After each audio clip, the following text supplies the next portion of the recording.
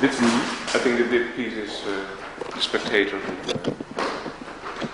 And the wall here, there is no work on it, and that has special meaning because in the end, it's not. You cannot find yourself only relating to the art. Of course, you have to find and to relate to yourself.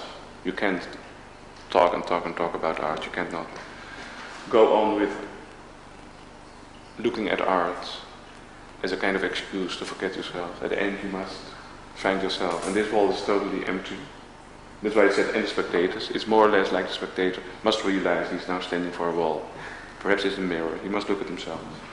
And also for me it's interesting because I make this kind of show, but I'm not really interested in art. That means I don't have any artwork at home, or I can live very easily without art. That's more or less the idea of this show.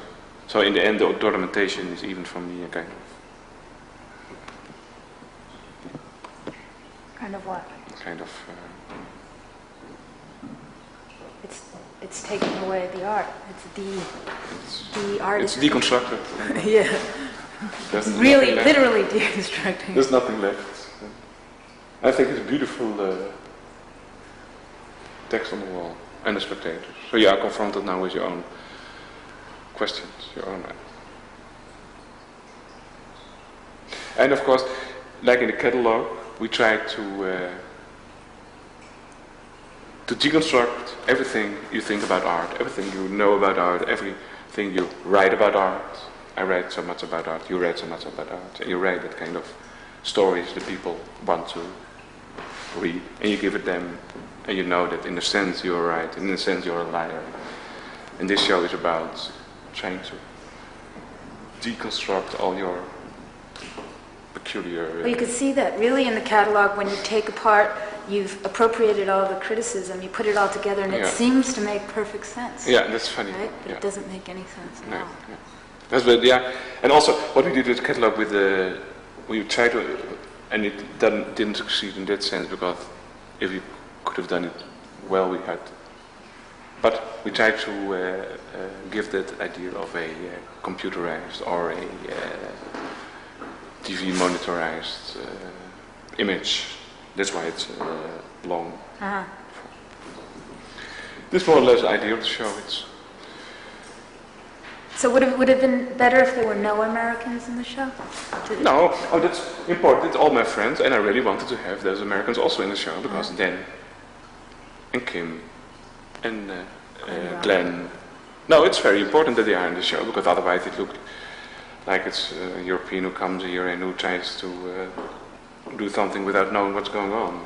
But it's really an idea of a show of somebody who does understand something about New York, but of course it's not somebody who lives in New York. So it's only a kind of... So you're choosing to refuse. Yeah, trying to appropriate something of New York, but not knowing if it's... No, it's more or less a love affair, this show. That's the most important thing. And after that come all the different ideas about America or Europe, or about reproduction or appropriation. Okay. You know what I'd like? Do you have a list of the artists in the show?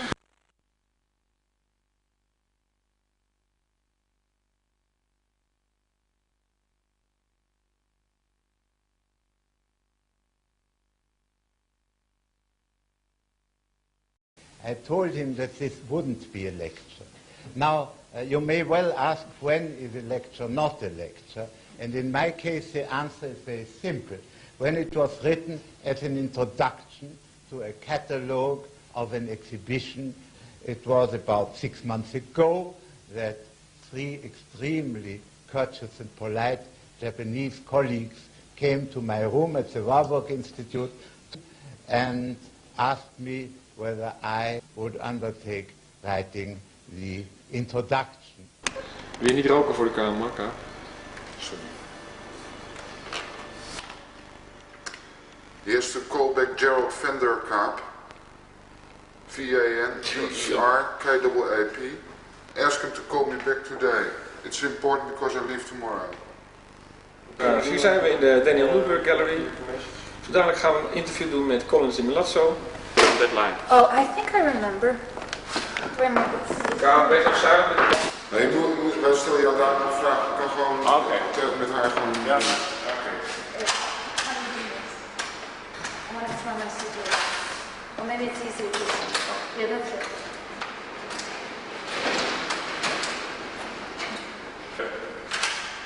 Oh, I'll just put it out and then...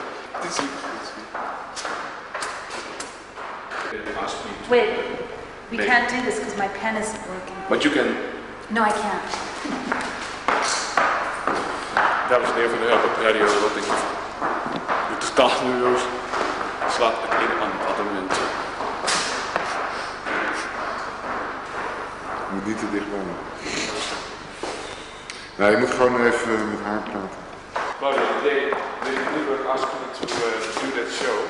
Then I just had to that the way the work of art is exhibited here is already a kind of deconstructive idea about what art can be, because they are not. It's only trying to find out the aesthetical, ornamental aspects of the work. The book of E.Gombrich and Sense of Order, and that book is written and made all about what E.Gombrich has in his mind on ornaments. In the moving picture or the film or the television screen. It needs a tremendous effort there to look at a man moving towards the camera and to concentrate not on him but on the increasing area he takes up on the screen. I'm not sure, I have discussed it with psychologists only recently, I'm not sure that it can really be done. We are compelled to see him moving backwards and forward. In a sense, they are very strong work, but when you exhibit them, and they were exhibited earlier, nobody took attention to them. And in my eye, it's an incredible piece of What is the name of the artist? Isa. And this is her own ear, and that's the ear of King Gordon.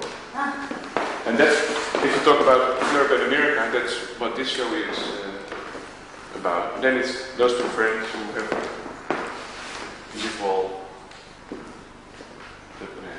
I don't know if you feel the idea about what I call the Dadaistic aspect of this show. Because I think it's so crazy to make this kind of layout of the wall. With them sliding off the wall. What is this? Is this one of these computed growth things? It's a chip, I think it's... Vertel het verhaal maar van wat je hebt geschreven. Wat is dat? It's interesting. Because I only knew the piece without knowing any idea about where it came from. And then Kaat did ask me to write a text for a catalog. Up here to show you how many forms these reflections can take according to the texture of the objects on which the light falls. Outsider, I think, in New York art is dealt with, and the idea of ornament, as E.Gombrich did it in his book, The Sense of Order. Do you think this is American particularly? An American split? The sort of mind-body split is what you're talking about?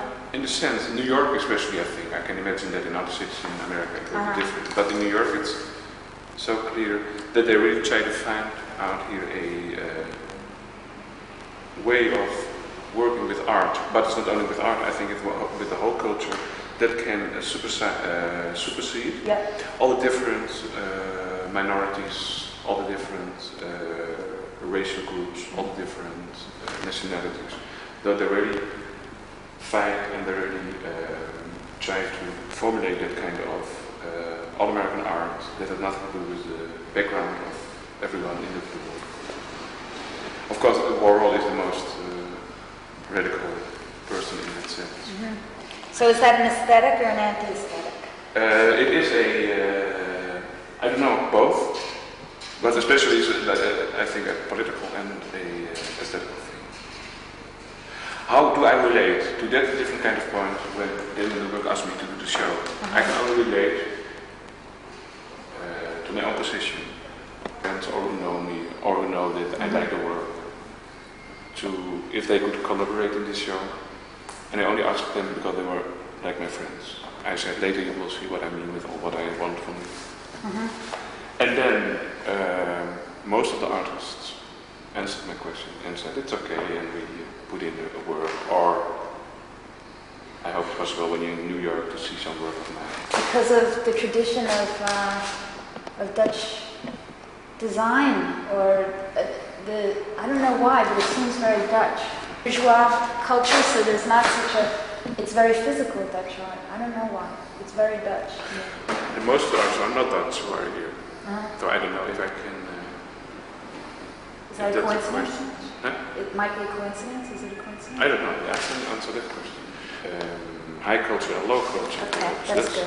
I think that's... Okay. So you don't think, so you think it's a Europe versus America thing now? Because that is high culture versus low culture. Yeah. I mean, yeah, and this show is a statement about it. Because all the works that are here have for me a very deep meaning. I mean, every work here I can relate to. I have a relation to the artist, I have a relation to the work, even if I didn't see it till now. And this show is about my friend, and it's about my madness in relation to the work. But do you think that this, you're talking about a sort of conflict that has to do with ornament. In America, there's a conflict. I mean, things end up being... pure ornament. Yeah, and then they can handle it. Right, or pure ornament or no and they only ornament. want to use it as ornament. They are not interested in why an artist makes. Like the piece of Curtis Anderson, that's perhaps my favorite piece of the whole show.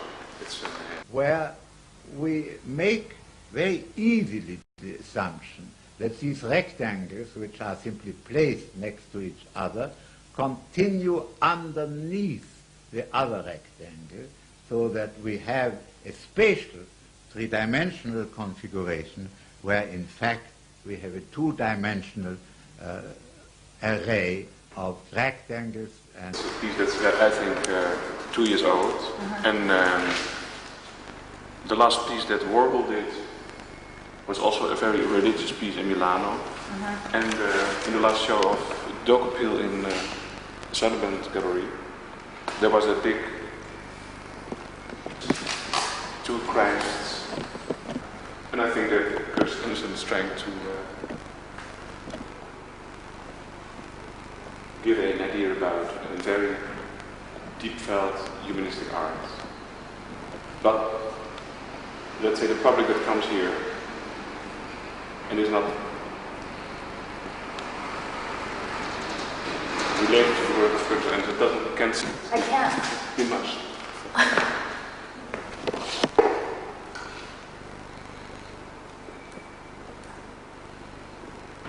It's the sublime. Starting point from a discussion of what he calls the visual rays, next slide please, which enter the eye from the outside world. Since these rays come from various sides and meet in the eye, he speaks of it. What you see is what you see.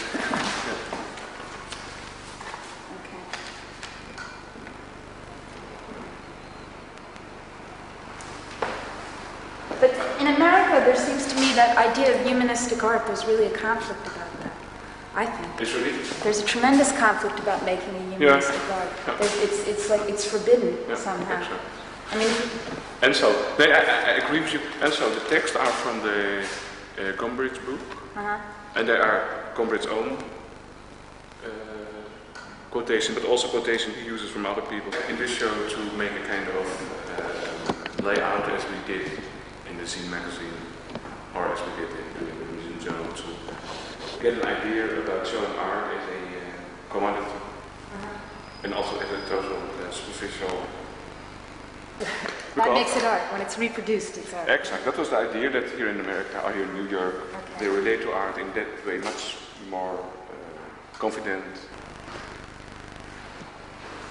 At the same time, all those texts had, I hope it succeeded in this show, and perhaps at that wall and at other wall, we succeeded in very good in trying to put things together and then make a kind of Dadaistic or surrealistic meaning. It does. It is a little bit like the sewing machine and the umbrella out from Lodge. On the dissection table. Yeah, exactly. So let's say that it was Andy Warhol, an old photographer Andy Warhol. And so that's the way the show is made here. You can replace every object for another object without making any problem. Only it had to look like it's well designed on the walls. Right, okay. But, of course, for us it's very personal show because we only know what the artist stands for in relation to work here. And so that was the conflict we tried to produce.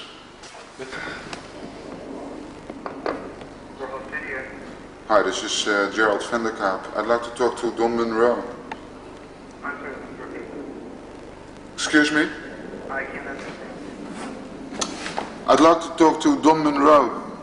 I'm sorry, he's not in the office. Oh, can you leave a message for him? Yes. If he wants to call back, Gerald van der Kaap at What's the name? Kaap, K-A-A-P. Dutch TV camera. Let's say 4:45 for the show. And we immediately, without any problem, could find a place to put it on the wall here. And who sat down below? Jan Hendricks Jan? with the Martha Ashley. Laura Ashley. Laura Ashley Oh, okay. design. At the same place half a year ago when he did his own show. Now he reproduced it for the second time, and when he has a next show in half a year, he will make it again. So every time he makes a show, he will show. So that's his sublime piece. Wasn't that the picture of the blank wall? Yeah, that was a blown up. I remember because I was working here when it was. Yeah. This was a picture of this wall, except blown up. Which is associated with a sound, but not with space.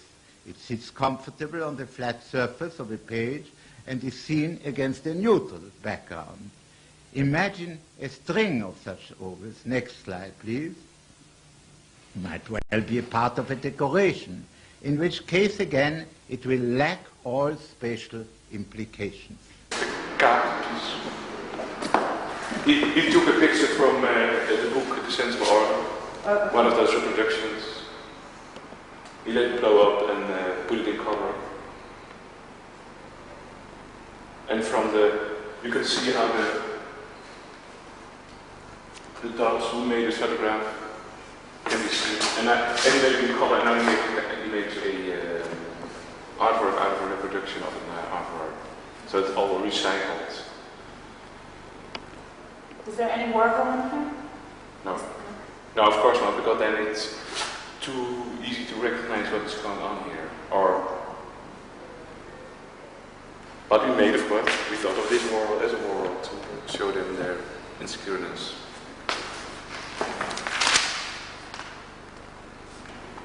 It's called an inaugurating visual experience, as you can see. Then it was this piece that started with, because here we saw 4 names of God as a speaker. And then it was interesting to put some other. To the famous experiment made by the great architect Filippo Brunelleschi around 1420. Brunelleschi put the methods of Italian painters in rendering objects in space to the test by creating a device that permitted the comparison between the appearance of a building, the Florentine Baptistery, next slide, from a given viewpoint, and its depiction on a flat panel. This is my favorite. Taro Suzuki, he's perhaps the most interesting artist to work with because he's really incredible the way he handles his simple reproduction from the book from E.Gombrich. In reality, it is the book. This is the white streak on top of the Greek key, and you will see that the trick was copied or imitated in the caves of Ajanta. Next slide. Next slide, is of please. importance is who makes the most money. And in Europe, all the different cities have different art communities who have their own qualities, who have their own financial system. So they don't have to fight against everyone. There is a kind of point of rest where you can think about your art without being distressed by the money game or without being pushed by another artist who immediately lives behind the block. I think that's the most important difference. So in Europe, in different cities, there can grow up different kind of artistic culture. Like the Milano artistic culture is totally different from Amsterdam, or Berlin is totally different from Paris, or Madrid is totally different from Genova. And I think that's why the European art is so different in character, and why the American art, who's trying to avoid the minorities, the minority art, all the different kind of nationalities, all the different kind of personalities. I think that's the difference, because you can make, even in New York, a totally different kind of art world if it was not related to the money. But because it's related to the money, then it becomes a kind of meta. Yeah. Art entrepreneurs making perfect art products. Which I also showed 2 or 3 years ago on television, a poster from London, from British Railways. Next slide, please. See, friends. I'm afraid this is the wrong way around, but it really doesn't make any difference. The lady, as you see, welcomes everybody who wants to see a friend weekend.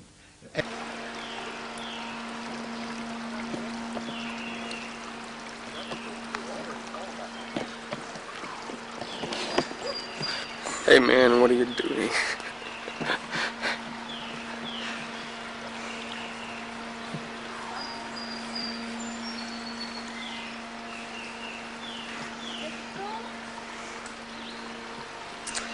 Ja, ik ben koffers. Ik sta hier in New York en ik ben op weg naar de Toontje Galery. Ik heb een paar dia's bij me. Ik hoop dat hij ze leuk vindt. En nou, ik ga Rob Longen even bellen. Foto van me maken.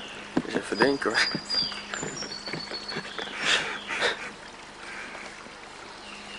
Is dit nou Tenerife? Wat is dat dan? Is dit nou Tenerife?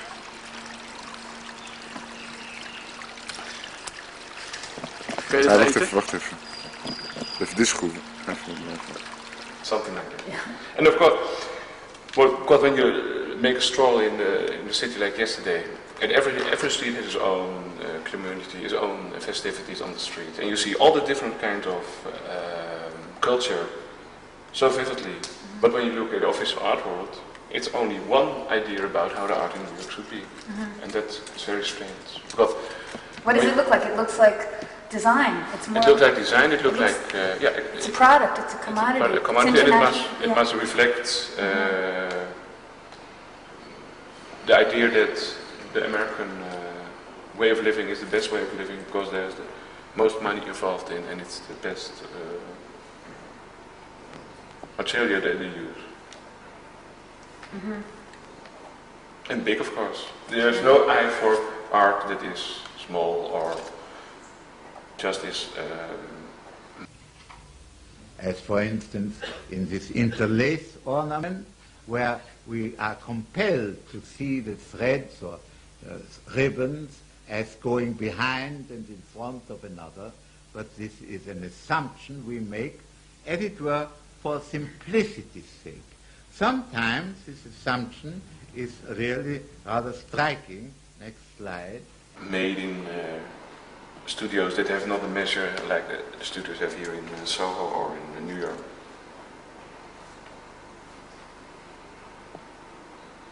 That's perhaps the most interesting wall. We all started in the 50 years, but that was the first, I think one of the first pieces I found that must be in the show. And then a day before I visited my friend O'Brien, who is also in the show and has a computer. The visual experience of passing through space is engendered by computer displays for the training of pilots. Next slide. A fairy helmet worn by the trainees.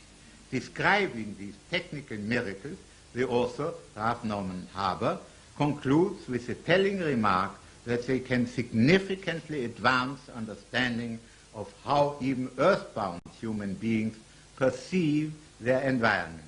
And he was telling me about what he made with his computer. And it was very interesting that he made a drawing on the computer. You can make all this kind of drawing. It was a drawing of a big house, like a kind of bastion, like a kind of castle. Next slide. We haven't got an ancient scene painting, but we have imitations on wall paintings which come pretty close, probably. Then, at the last, I think here we have the mathematical... Mathematical wall? This is the mathematical wall. That's easy to understand. It's the Glenn Branca. Related to the music. Well, this Why is Peter Clashorst on the mathematical? just he put it there. Oké, Menno, hier moet je hem beginnen te knippen.